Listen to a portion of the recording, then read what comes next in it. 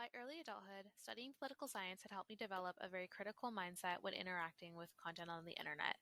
So when the next big platform came around, I was prepared. Then come pandemic.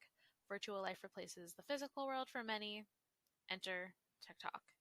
As political discussions surfaced on this new platform, I was re-immersed back into the social advocacy space, this time with the proper background to understand social issues in the context of history, patriarchy, and capitalism.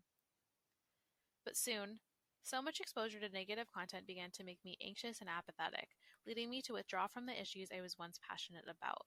TikTok soon became overrun with trauma dumps, influencers selling people things they did not need, and people who simply talk because they love to hear themselves. Luckily, I developed the literacy to recognize rage bait content and people whose version of research meant looking up anecdotal experiences on Reddit. I do give credit to BookTok, which hosted many influencers who were just as quick to critique novels as they were to praise and sell. It was, as is discussed by Dilemmos, a collection of niche spaces where book lovers could come together, and it re-sparked a love of reading and realigned me with the academic thinker I once aspired to be.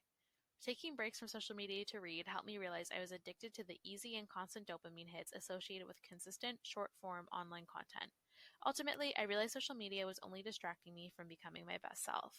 Ironically, TikTok had led me to the very thing, BookTok, that had caused my departure from social media. I deleted TikTok and Instagram, spent more time reading, and so far, I feel great. I'm currently in my Pinterest era. I collect recipes, goals, outfit ideas, book suggestions, all things that can be put into tangible action, connecting the digital with the in-person and actually using it to improve my life. Pinterest allows me to privately reflect upon who I want to be and how I want to live, and it gives me the opportunity to confront why I'm pinning something. This isn't a story of social media use. It's a narrative of how becoming digitally literate enough to recognize what social media was doing to me and doing to society helped me take a step back and be more selective about how the internet influences me.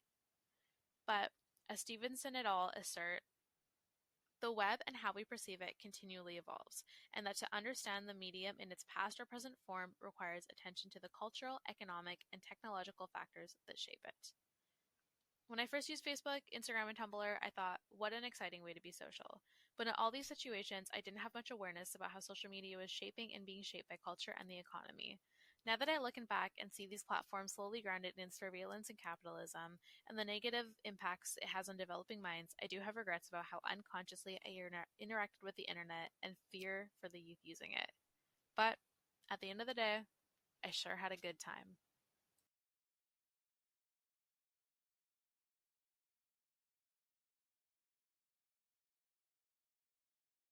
Created using Powtoon.